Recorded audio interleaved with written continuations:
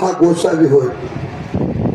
एवढं फक्त करा, कारण पुढील मार्गदर्शन स्वामीजी आहे. नव्हे तर चंद्रकांतजीच्या विषयी काय वर्णन करावं.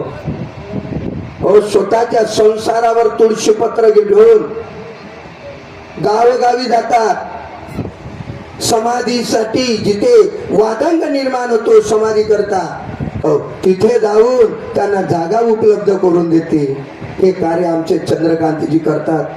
म्हणून यांच्या पाठीशी सर्व गोसावी समाजाने उभं राहायचं. कारण याची जरूरत आहे महाराज, याची जरूरत आहे. अरे समाधी फक्त ही गोसाव्याची होती.